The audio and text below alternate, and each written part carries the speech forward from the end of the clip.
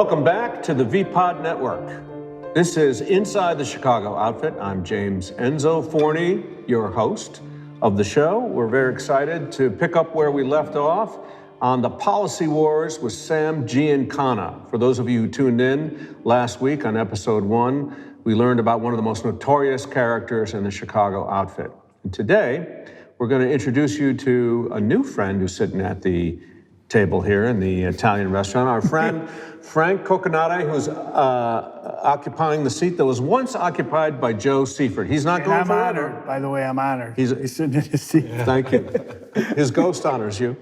Frank, if you don't mind, introduce yourself to the audience. My name is Frank Coconati. I was excited when Joey Seifert called me up to get me involved in this podcast. I'm a lifelong Chicago resident.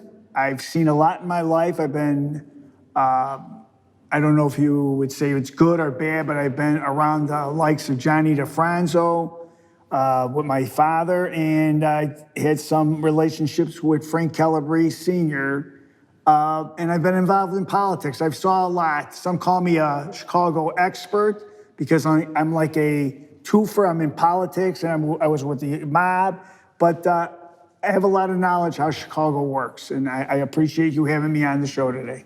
Frank, thanks for joining us at the table. And then also, I'd like to reintroduce our esteemed contributors, Paul and Cam. Paul? I'm Paul Whitcomb. I've been a mobologist attorney for over 30 years. I started as a law clerk in the federal government during some of the big mob trials of the 1990s and transitioned out of that into defense work, where I worked with some of our friends. And I've continued to study it ever since. Cam? I'm Camillus Robinson. I've been working on the Gangland Wire podcast for about 3 years now. I've written several articles on the interaction of the Teamsters and the Mafia, as well as about the Chicago Chop Shop Wars and some other additional pieces, and I'm glad to be here. Thanks, Cam. I'm glad you're bringing up the subject of wars, because one thing that's kind of interesting is that we think of these guys as always in battles and in wars with each other, but Sam Giancana also was recruited by the U.S. government to fight in World War II. But how did that turn out, Paul? Well, it was the first of 2 times he's recruited by the federal government, but this is the midst of World War II. Sam Giancana gets out of prison. He's now married. He has a family, 3 little girls, and everyone has gone to war, including Sam Giancana, whose draft number comes up. So Giancana reports as he has to the draft board, but rather than answer the questions as you or I would, when he's asked, what do you do for a living? He snarls, I steal. And he does everything he can do to convince the draft board that he is the despicable character. They send him to the Army psychiatrists, and a board of 4 psychiatrists decide that Sam Giancana is a constitutional psychopath. And if you can imagine this, morally unfit to serve the United States Armed Forces. A depiction that one could only imagine would not be the most despicable thing that You think he did that on purpose? I'm sure he. I'm sure I'm not going to go fight. I got to make money in this. He had other things to do, right? Yeah, right. He was a busy man. Oh, yeah. I'm sure he did it on purpose. I mean, I can just see him snarling that I steal. That's amazing. Plenty of Americans steal. He didn't have time to go kill Germans overseas. I mean, there's plenty of guys to kill here. I'm not sure, how do you be morally fit to go kill other people? Exactly. So this is a good. You know what? That's a good question. You're all right. Then to kill for your organization, but you don't want to go fight for the country. Well, and he was an accomplice killer by this time. He knew what he was doing. No, he's a psychopath, right? Yeah, absolutely. Yeah. They were probably accurate. You're right, Frank. The assessment was accurate, and that probably served him well. We left off last week. We talked about the policy wars. I'd like for the viewers to understand, this is a phrase that people who are amateur mobologists, as you say, know what the policy wars is, but for everyone else, what is the policy wars? Define it one more time for us. So policy around the rest of the country is called numbers. Numbers is an informal lottery that's played in a lot of inner city places, a lot of communities of color. You choose a number 1 to 78. You pick 3 numbers. Nowadays, we have the pick 3 lottery, so it's basically defunct. There's not really much need to play numbers, to play policy anymore. But you would pick there would be what was called policy wheels, and they'd spin the wheel and you'd choose the numbers. And there were different crime lords in these communities that ran these wheels, and you could have 10 wheels. And so the women, men, everybody, you could play a nickel on policy, you could play $10, and you're basically playing a lottery in your community. You could also play pennies too, right? Correct, Because correct. there was people had no money. Any money you could play, you're gambling. And the social ills of gambling, whatever. But it also poured money into the community, and that went to politicians, that went to locally owned businesses. I mean, it really isolated the community, and it really gave these communities of color tremendous voting power and tremendous political power that basically matched anything that the Italians at the time had. And these policy went as far north in Chicago as Evanston. It was out on the west side. It was in Bronzeville was the headquarters, and it went as far east as Gary. So it really blanketed the entire city. The take was estimated between 18 and 20 million, and this is in the late 30s, early 40s, which translates to A lot of money. 350 to 380 million dollars today is what they were bringing into their communities, and it was more or less an entire. Al Capone said, "You guys can have it." He left it with the black community, but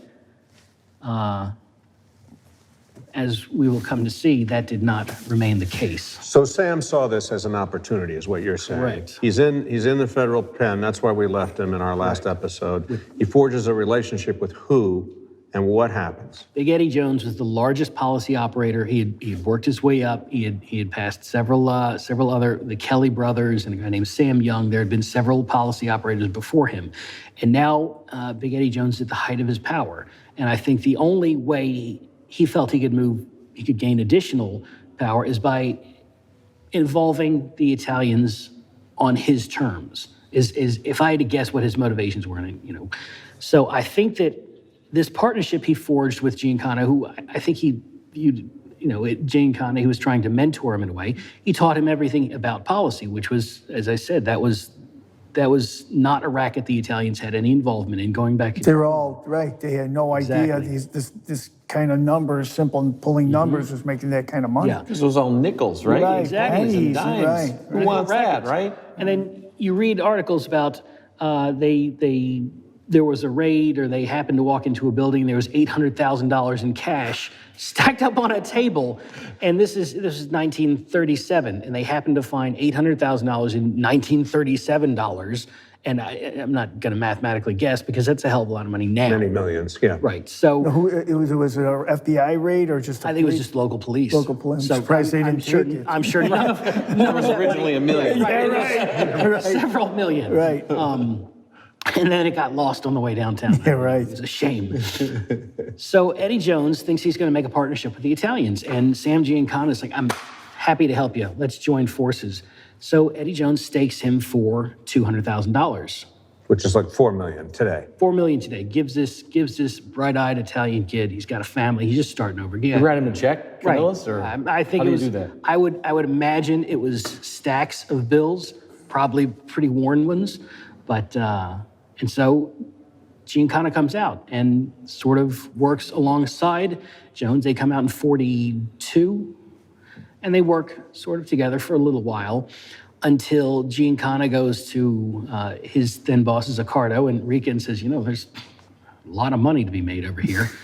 And then Eddie Jones is kidnapped in front of his wife, and he disappears, and it's Giancana, his former protege, who kidnaps him. Kidnaps this old guy at the height of his power and says, "Listen, I'm out of respect, you're still breathing, but you need to get out now." And this is the last conversation we're I gonna mean, have. this is just, it's a perfect example of how their mob and their mentality kept going with it. Just, you know what? Why are we working with this guy and splitting the money? Let's take it all. Here's a guy that taught these guys how to make some big money, and after a certain point, and it is still, that was their mentality all the time. Well, this is the definition of a psychopath, isn't it? It's like, I'm going to forge this relationship with you in jail where we're both besieged, by the federal government, and we're Right. going to form this relationship. but as soon as time probably, comes along, and that was probably his intentions from day one. Absolutely. I mean, Yes. but usually when you work with somebody, there's a loyalty. Oh, this guy's helping me out. Blah. But these guys, they don't think like that. No. Yes. And at the same time, this shows the duality of Sam Giancana, because he was building his house on South Winona and Oak Park in the same period of time to move in his family, who he doted over. He treated them just wonderfully. He loved his wife and daughters, built this brand new house, and he put off moving the kids in because he had to stash Eddie Jones in the basement. Correct. With his family. Yeah. do they have an IKEA furniture for that? He was not into IKEA. He was very particular. They're one of those swing ones. Though. IKEA kidnapping bar for securing. No, that's a perfect example of Yeah, what Giancana was. I mean, just a ruthless. Yes. And the guy had just so what given him happens all his after money. he kidnaps him? I mean, this isn't a situation that can go on forever. You kidnap someone, there's only one or two outcomes. There's a ransom or there's someone's Jones gone. gets out of, he doesn't only get out of Dodge, he gets out of America. He goes to a villa that he's owned in Mexico, takes his whole family, his extended family. I think he calls up some relatives who are in Alabama and says, y'all better come down. And they head on down there. And this is a villa where he was visited by outfit members. I mean, he socialized with these people. I mean, it's like Frank said. I mean, they were close. They built ties. And no, he's gone. He left the country, and he was a wealthy man. Don't get me wrong. He wasn't left with nothing. I mean, Eddie Jones was a college graduate. He went to Howard University. He was a very intelligent man. I think that he could have chosen his friends better, but he moves out, and his actual. Are you saying he got like a little severance? He almost got a severance. See, you know what else was amazing in those days?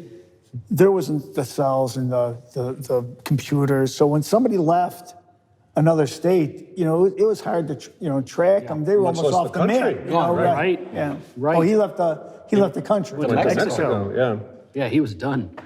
So this guy, Teddy Rowe, has been working with Eddie Jones closely. And Teddy Rowe, he's a little bit closer, bit more tied into the community. Eddie Jones was getting a lot of flack because while he was working with Giancana closely before the whole kidnapping, I'm going to kill you thing came up, Accardo was ingratiating himself and was being named as he was an advisor to a lot of these policy wheels. A lot of these outfit guys were. They had positions with the wheels. They were an advisor or whatever, accountant, whatever position they wanted to name themselves. And so they had taken positions up within these communities where they were not wanted. Teddy Rowe is a really tough young guy. I mean, he's tough as nails. And he tells Giancana, no, you're not. They have a meeting. Teddy Rowe says to Giancana, you're not coming in my community and not while I'm breathing. And they get in a fist fight. Teddy and Sam Giancana get in a fist fight. Slug it out. Like the Dukes of Queensberry are going to put up the Dukes? Are going to fight? Absolutely. Absolutely. So, And what happens then? I heard this Rowe of books and explained he was a tough guy. Real Great tough being guy. strong guy. As a matter of fact, he was so tough that years later, they caught the outfit on a wire talking about his eventual demise, and they said, "Hey, it's a shame we had to kill that SOB." Yeah, 'cause he was a stand-up guy. Yeah. Yeah. They had a lot of respect for him, Yeah. yeah. and they tried to kill him once, and failed. Right. So what happened Remember there? That cost the life of Fat Lenny Cafano. Right. Correct. These are two 42s, former 42s. They were tight with Giancana going back, and Teddy Rowe was not to play around. He knew that they were out to get him, and he caught the play and he killed Fat Lenny Cafano. It was a made guy going back to the 42s. He came up with Sam Giancana. He was very close to him, just as his younger brother Marshall would be, and he killed a made guy on the streets, Teddy Rowe, and while this is going on, across town, you've got another outfit guy, Jackie Cerrone, who is also making moves. This is a huge plan that they had put together. So they're going after every policy wheel they can. Jackie Cerrone goes after another big policy guy, Big Jim Martin, and he uses old shotgun ammo. And so he shoots him. The rounds are bad. It's bad buckshot, I don't know, bad load. And Martin survives, and he too lives. So that's two major guys. And so Teddy Rowe is on his guard constantly.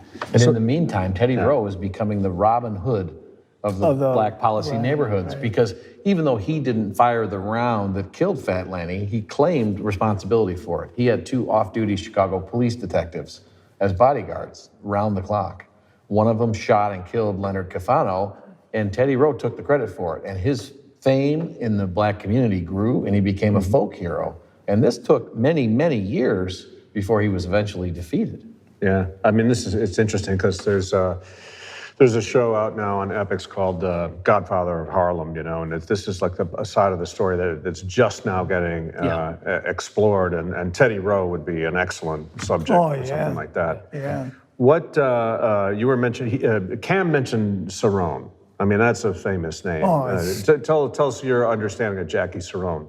Well, Jackie Cerrone, I think during the 60s, I don't know, or the 70s, he was considered one of the bosses. Accardo was technically in retirement, and Cerrone, Ayupa had a big part of day-to-day operations of the outfit. I think Cerrone came out of Grand Avenue, Grand and Ogden. But he was a very well-respected guy in the outfit. I mean, even when up until the 70s and 80s. So he was an up-and-comer then. He had a crew of guys that were very tough, very killers, and he had very close relationship with Accardo. Right, so Cerrone is now, if we're going back in time, this is the interesting thing about the show, you see where these characters evolved from. So here he's coming up the way Giancana came up. He was younger than Giancana, right? They were contemporary. They're contemporary? And rivals. Right. Rivals, yeah. Yeah. Okay. Definitely rivals. Yeah, there were different factions. Yeah, Cerrone was Elmwood Park, and Giancana was west side of Taylor Street. Right. But Cerrone, I think, originally came up through the Grand Avenue area, Grand and Ogden, which was Battaglia or Gagliano. Yeah. You know, these are guys that were, they were from the old crew. Yeah, Gary Gagliano, you're absolutely right. And he would be taking over the Elmwood Park in later years. Correct. So the policy war really then signifies this clash between ethnicities, between neighborhoods. It is really a true, in every sense of the word, a war. Right. So what happens with Teddy? So Teddy takes down a made guy. Now what? Now there are a lot of shots fired on both sides. Paul, you probably know quite a bit about it too. Well, this literally was a hot war that went on for years. And this was how Sam Giancana established himself in the hierarchy of the outfit. All of a sudden, as the policy wars are taking place, you start seeing somebody new at the shoulder of Tony Accardo. Tony Accardo is running things because, as we know, Paul the waiter, Rika, is in prison. Tony Accardo is establishing the mob's tentacles all over the country. California, Florida, Nevada. He's changing City, Kansas City, everywhere, Milwaukee, everywhere. And at his side, silent but watching, is Sam Giancana. And the public's first view of Sam Giancana is his booking photos where he is listed as Tony Accardo's driver and appointment secretary and bodyguard. One of the pictures is famous where they're both picked up and they got their overcoats on, they got their hat on like you.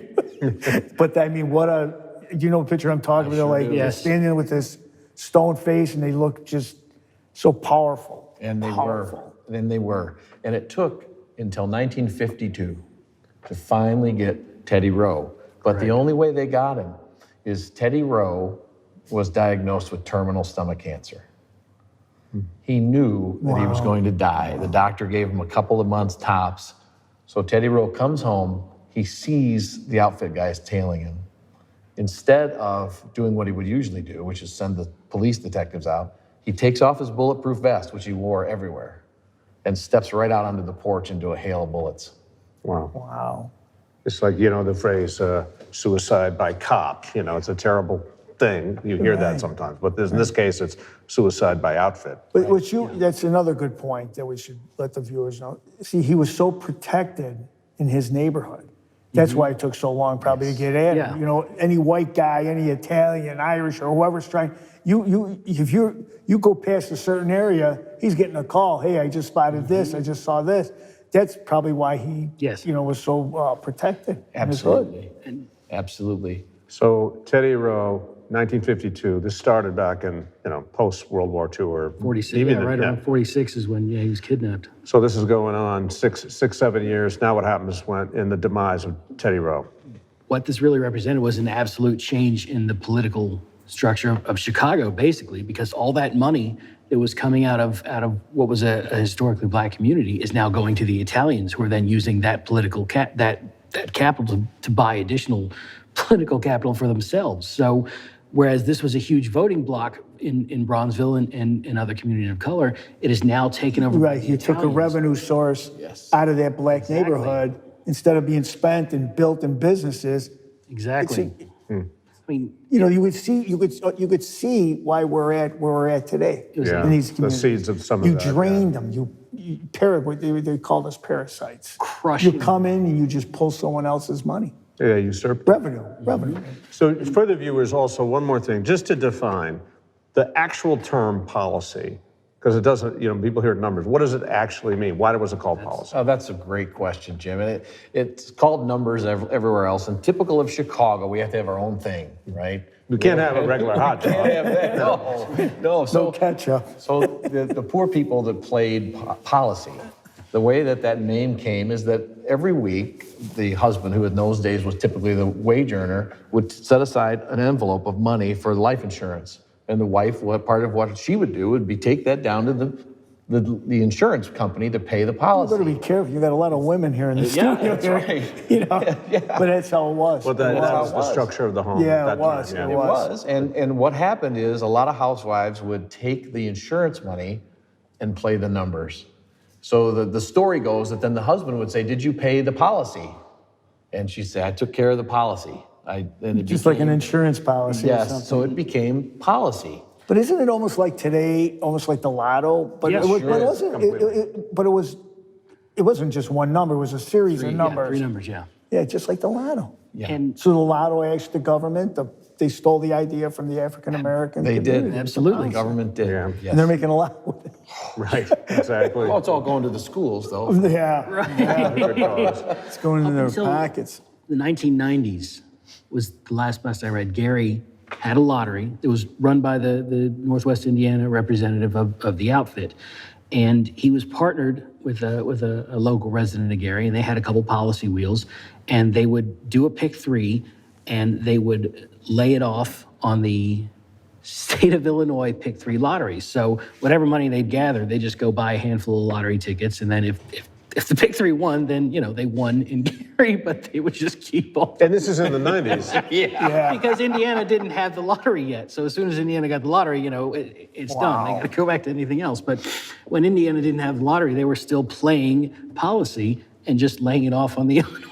But it's amazing. Go ahead. Yeah, I was going to say, this is the law of supply and demand. Sure. It's the same thing with Giancana doing, getting caught for essentially, liquor business. It's not illegal anymore, but he's fulfilling a need. Sure. So Indiana's Exactly. fulfilling a need. I was just There's gonna always say- somebody ready to step up. But what I was going to say is this whole policy, if you can go back in time and change it, imagine what it does for that community. But Absolutely. this started with just two guys in jail talking. The guy trusts the other guy, or probably had intentions of expanding. And here he brings in the devil. And the devil ends up just killing him and taking over. And that's what the mob did. It's like that story about the frog and the scorpion.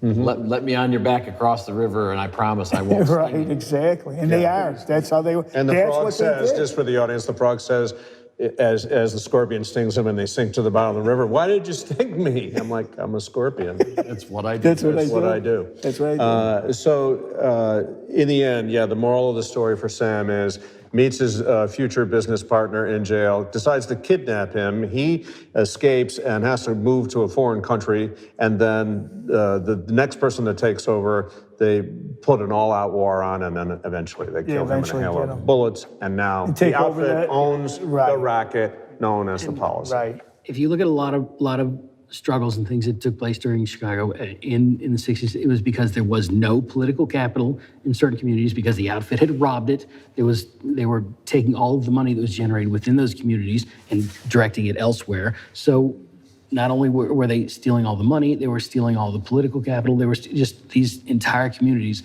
were completely just decimated. I mean, if you don't have politicians in Chicago, most anywhere, but especially in Chicago, then there's very little you can get done. Oh, you hit it right on the head. They worked hand in hand. I mean, it was just such a powerful machine they had. I mean, we call it the Democratic machine or the Chicago machine. They were, how do you beat, muscle in politics? Here, the mom and pop at home trying to live a normal life, you can't do nothing without them doing some, and you're scared out of your mind. Right. You're scared out of your mind. On top of it. And rightfully so. Yeah. This is the guy that gave Giancana $400,000. He showed him the business. He opened his arms to him. And what does Giancana do? Kill him. There is an addendum to the story, though. Okay, what's the addendum? Because I'm feeling the ramp up here. So, as I said, Tony Accardo's name was on a bunch of these things as a counselor and advisor and whatever his name was on anything.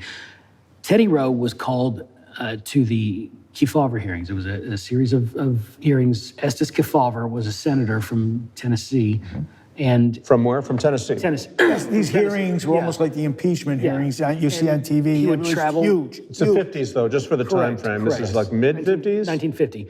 And he would travel from state to state to state and interrogate organized crime figures he was trying to prove, except. But I think it was put on TV. It was. Yes. It was, Oh, it was. so It for was the nation to televised. see It was, the yes. corruption. And And they were, go ahead, I'm sorry. no, They were you're right. interesting. Go ahead. Yeah. But Frank's exactly, it was like reality TV show back Right, then. Frank's right. right. So, I mean, if you went on the Kefauver hearings, then the nation that was basically where they got their first view of organized crime. They didn't know that this one was talking to Right, this one, right. but they knew that this was, these were criminals and, it's very salacious and, you're going to watch it. So Teddy Rowe goes on there and he says he just may have named a bunch of names. I don't know, I can't find the record of it, but he may have done that. And then very shortly after Rowe's demise, all of a sudden the IRS is heavily targeting Accardo. And now there are a lot of reasons that the IRS might be after the head of the organized crime in Chicago. And it's not the first time they've prosecuted. I mean, Capone was prosecuted by the IRS. Sure. But Right. the timing is curious enough that, it gives us something to ponder. Well, if Roe's saying they've just, they're getting this revenue, are they reporting this revenue that all this influx they're getting? And also, Teddy Rowe is not going to oblige the concept of omerta. He's not sworn to an oath of secrecy. He's not a made member of the. Right. No. So he doesn't play by those rules when he goes forth in front of a subcommittee and unfortunately pays the price. Yeah, those The ultimate subcommittees. You remember Accardo? He went on. He plead the fifth like 55 times or something. Every chance he got. God, there's a guy that I felt just like Giancana, but Accardo was a little more sharper in a sense politically because he had politicians backing him. It's almost like in The Godfather he with Meyer outlived Lansky. Giancana by quite a bit. Accardo never got touched. Never did a day. I don't think Accardo did any jail time. No. I mean, you had to have some real political muscle because they could have picked him up on anything. For sure. Well, And that because will definitely be Giancana- another episode. Yeah, but Accardo, we're Giancana gonna was get it. he was smart enough to put Giancana in that spot to Right. take all the heat. Right. People have to really understand this guy. This guy, what was he? 5'7"? Yeah, 5'7". 5'7", skinny, and he was probably the most feared guy in Chicago for many years, up until they killed him. Right. Because they never knew what this man was going to do. Right. It's just like we were talking, any of us. This guy would kill if he just thought somebody was messing with him or send one of his guys. Yeah. And that's a scary thing. Oh, and he was ahead of a bunch of former 42ers, Milwaukee Phil and Chucky the Typewriter and Nicoletti. Milwaukee. Did you say mean, Milwaukee? Wait, guys. what was Nicoletti? We can't leave Nicoletti out. What was his nickname? the Typewriter. Chucky the typewriter. And here he was a dapper. Now, what I hear from guys I worked with, and that's a whole nother show with the city. Nicoletti was, he was always smiling. Yeah. He's the one, they said, was one of the first guys to start, fixing the cars up with guns hidden in them, with Yes. secret pass in Chicago. I think they did it but he was one of the first, he was so proud of his trade that he just, his cars were all souped up and he hid the guns in secret compartments and stuff. Yeah. And he had license plates that would switch. He was a And very turn off sharp. the brake lights. I mean, the stuff we saw in James Bond was reality in That's Chicago. what these guys were doing. Absolutely, it was real. Yeah, they had that definite rigging of vehicles. We're going to get into some of that too, with some of the famous cases with Joe. But now Teddy's out of the picture. Mid-50s, we're slotting ourselves back up to where the whole series started at Appalachian, and Sam is rising, right? Sam is rising within from an underboss, right? And what happens next for him? Well, Sam is at the side of Accardo. And as Camilla's pointed out, Accardo's now facing an enormous amount of pressure to explain his income. Remember, Tony Accardo lives in a palatial estate in River Forest. They called it like the castle. It was very much like a castle. He lived next door. They said he had a pool, underground pool or something Yes, in there. He two had bowling alleys. Imported Italian. bowling alleys. River Grove, and now that's like the west side. That's more west. It's a rich suburb, North Avenue, River Road, that area. Very that ostentatious. was mob heaven. His Very house is now an abbey. Yeah, his house isn't, yes, that's right. And he lived in this house when he told all his underlings, live under the radar. And here's Tony Accardo living in this mansion, 22-room mansion with solid gold fixtures in the bathroom, solid black onyx tub.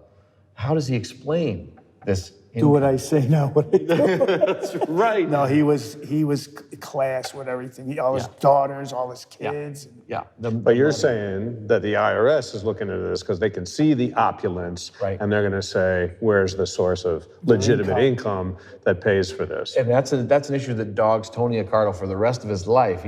Even when he's in his early 80s, they're saying, how can you afford to get Social Security? You only worked 2 years in your life. And they were looking at him. But the pressure's on. Rika is out of prison now, but he's facing deportation proceedings. And he's on parole, so he has to stay away from any public association with the outfit. Accardo wants to retire. He wants out of this pressure. So who do they bring along but Mooney Giancana? Which loves the power. He loves loves being the it. boss. Yeah. Yeah, he's a Capone type of mafia boss. He loves the silk, the sharkskin suits, the silk ties. Now that's what I remember. Yeah. He loved it. The pink Cadillacs. Hanging with Sinatra, hanging with when he was dating one of the top of the line singer. Phyllis McGuire. Phyllis McGuire, but he loved it. He loved every He was minute like our, little, not as big as Gotti in the sense in the camera, but he loved being known. For Chicago, he's a Gotti or like our Dapper Dan. He loved being boss. And he was good at it. Now, he may have been a Muppet. What I mean by that is Accardo and Rico are in the background saying you can do this, you can't do that on major decisions. That's a mob puppet? Is that what you mean by it? Yes. But he was really good at it. Yeah. I think, he felt, like when he'd go to the crews on the streets and say, I think he knew his role, but he always thought he was smarter than them anyway. Now, this is my own opinion of him, but he didn't know his power lies with Accardo and Rica. Right. Meaning he couldn't just go out there, in my opinion. Now, and others out there, they're outfit guys that dealt with it. If he said he's fighting with Accardo and them, he'd probably lose a lot of strength and political power and other muscle. But I think he sort of knew his role. I think there was a lot of tension as Accardo faded a little bit and Giancana's power grew. I think it went to Giancana's head a little bit. He's dating starlets. He's betting Marilyn Monroe. He's the Hollywood Reporter. He's all with Sinatra hugging. Sinatra comes to Chicago. It's a big deal. They go see, they meet each other. And there's that famous photo of Sinatra and Giancana shaking hands. Right. They were close friends. Close friends. Were they working on a record together? Is that what Well, he was helping produce. Mob hits. Criminal record, but no, they were close, and and I don't think that a lot of the mob didn't like that either. No, but you know what? They loved Sinatra, what he brought. The money he brought into Vegas and that, especially New York. But he let it be known he was close to Momo and Mooney, and he's just very close to him. Right. So he's rising, right? So we come out of. You want to go out of Appalachian then? We come out of that, and it's the late 50s. early 60s, and his star is really starting to rise. Height of his power. He's recognized in Chicago and news. I mean, people know who he is roughly, but he's not who he would come to be later in the public consciousness as we would know it. So, but after Appalachian, we know Hoover has a foot on his neck because Now they have to recognize that. Exactly. So what does he do? He comes up with what's called the top hoodlum program, meaning he wants his guys to go out to every city. I mean, the guys in This is Hoover wants the FBI to yes, go out. correct. Yeah, the G-men. And find out who the top criminals are in that and do whatever it takes, whether it's legal or illegal, to find out as much information about these guys. And it got kind of comical. There's guys in like Butte, Montana who are like, oh, we don't know who to go to. And, so they just picked some juvenile delinquents and sort of followed them around for a while. But, they went to Chicago and they didn't have to look too hard, No. So they plant several illegal wiretaps. I mean, these are illegal wiretaps all over the country. Because they didn't have to go to court Correct. to get this kind of stuff. Correct. This is relatively new technology at this time. I Yeah. mean, we're used to hearing things about wiretaps in the 70s and stuff. This is Well, the series The 60. Wire, remember that was all based on Wire. Yeah. But in those days, you didn't have to go to a judge. Yeah, there You was guys no did. provision for You it. guys didn't have to No, do it. No provision. You just You could couldn't listen to legally anybody. install a wiretap if you wanted to. It didn't exist. Frank got nervous when we put the wire Oh, on. I said, wait. I said, what's going on? Where's this going? You got a G guy here. I said, what's going on? Yeah, so I guess it's not really fair to call them illegal wiretaps. They were just wiretaps, period, and there was no provision, as Paul said, for legal period. That wouldn't come until the 70s. Richard Nixon signed the first one when he had Title just in III. office. That's right. And so they wired up for Not sound. ironic. Yeah, right. Anyway, keep going. Help the mob out. What a guy. Speaking of recording, Yeah. they wired up. He ends up right. He ends up dying. I mean, getting caught with that. They wired up the Armory, which was Sam's headquarters. It was his base. It's on Roosevelt. Where was the Army? It was out on on Roosevelt West Road, Roosevelt Road. West Roosevelt Road. Westchester or near Hillside. Well, outside of Cicero. It wasn't in Cicero. Why was it called the Armory? I mean, It was a restaurant. It was called the Armory. Some guy called him. He muscled and probably took it over. But Yeah. that was his hangout. Yeah. Okay. So this was is Sam's hangout. Giannatti's. It was Giannatti's. Giannatti's, yes. Giannatti's, Same yes. place. Yeah. Correct. Yeah, it became Same Giannatti's. owners. Yeah. So it was like a little Italian restaurant. Sam had an office in the back, and they stuck a microphone in, just like a big microphone. I stuffed actually in the remember wall. that. Really? I do remember. That was in the 60s, right? Or 70s? Yeah, it would have been in the early 60s. Yeah, but I remember that because we'd go eat there with my friends. We'd from the city or what. Guys lived in Cicero. Cicero was a big. It was well known. There's the booth, or this is where the GI.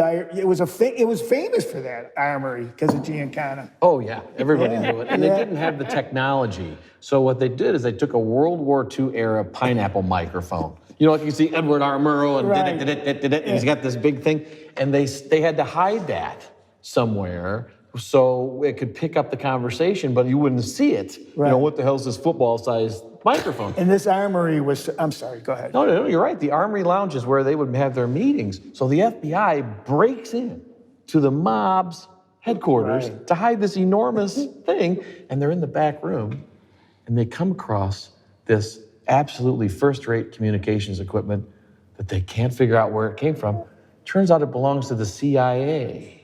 And they were listening to him. So why is the CIA in a restaurant with Sam Giancana?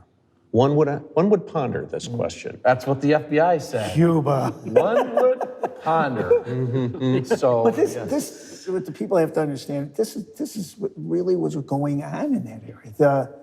The mob, the politicians, they think it's rough today with these. Those days, you didn't know who to trust. Right. You could be going to a policeman in those days. Hey, Giancana, slashed my car or did something.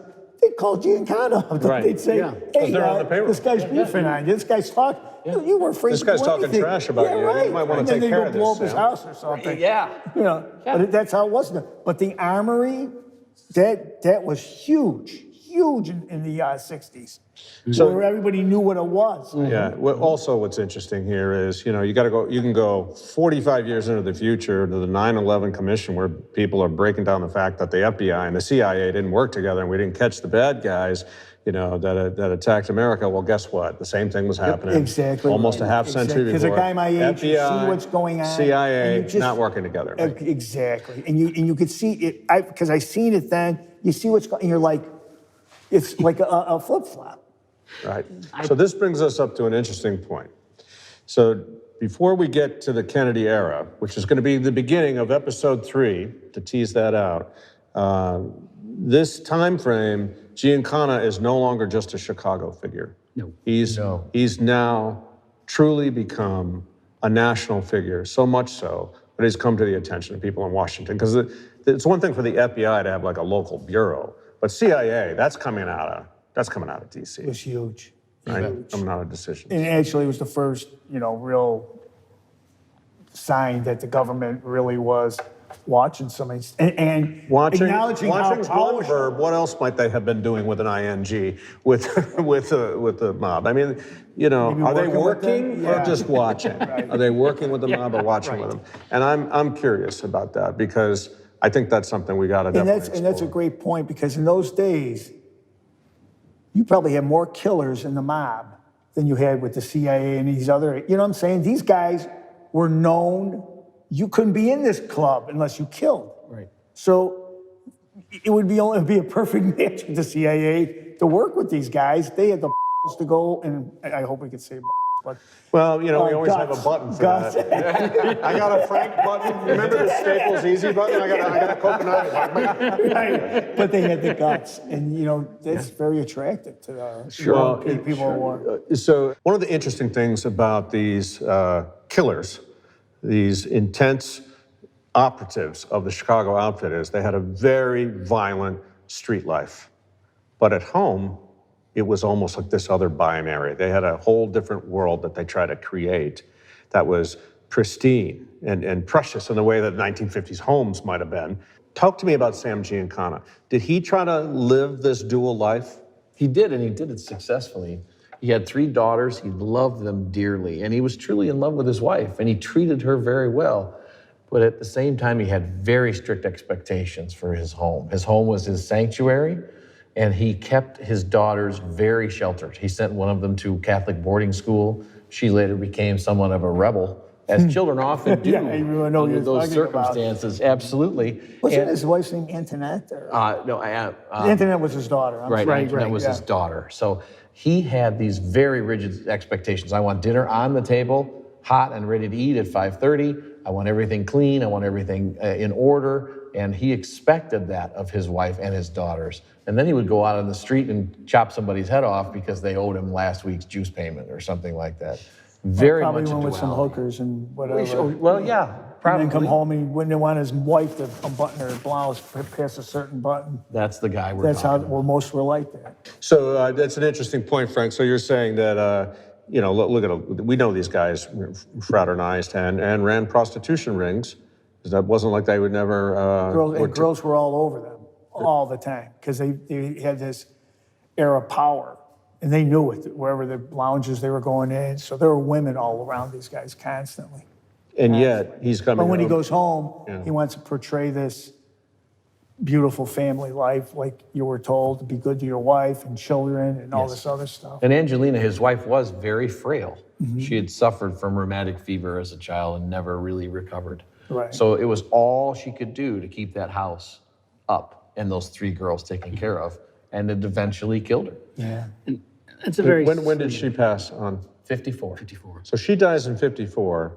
This is before Sam's rise. So he's trying to keep the family life together. But this is, it's got to have an effect on him. He was really hustling. Yeah, he had to hustle to survive. It's one more death in his family. His mother, his stepmother, now his wife. That's Oh, that's a great point. Yeah. Mentally, what do you think that does to somebody? And his sister died in Yeah, 43. and Not just right, an his excuse sister. to go, murdering people, but mentally, it's probably his sister. That's 4 fingers. That's 4 powerful female roles that he was immediately deprived of in tragic ways throughout his life.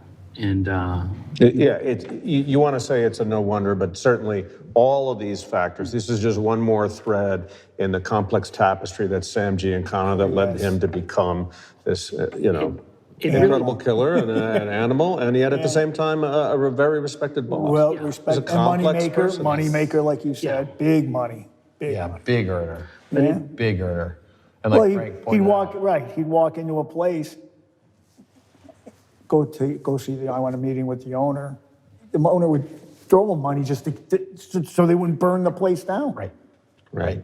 I'm sure Power. I can't imagine, the level of fear Oh, yeah. at that time for him to come into your Right. place of It business. would be like him coming and sitting down. What are you guys doing? We'll be like, yeah, there's, nothing. There's no Ouija board here. right. Sam's coming But back. it wasn't a cartoon. It was real. Yeah. This guy was Yeah. real. reports are he didn't talk to people in public. He just walk in, he had his handlers around him and people would fall all over themselves to serve him, to pour him drinks, and just this imperious air about him, just wouldn't even look at people, just not even deign to give him a glance, and they're just begging for any sort of acknowledgement from him, but he just had that sense that he was one step above once he got the power, and that was it. He didn't acknowledge people, So that's, those kinds of connections were certainly And there. this is what this man was. International, this Giancana. This guy was, and I know we'll get into it in the next thing. I mean, this guy's ate with presidents. He did. Yeah. yeah, he sure did. He traveled the world. He had interest in Iran and Central America. and the Aruba. Nobody even knew what Aruba was Right. until he went in there. Right. And that could be a whole nother show because a lot of local politicians. Well, the goal is we talk about Giancana and then we just go where he goes. Yeah. So that we can do a show in He Aruba. was that kind show of in- guy. Yeah, I'm He all- was that kind of guy. Yeah, yes, he was. Powerful. So I'd like to say you're going to join us next week on episode 3 when we start to learn about the true epic rise of Sam Giancana and an involvement with a family you might know as the Kennedys.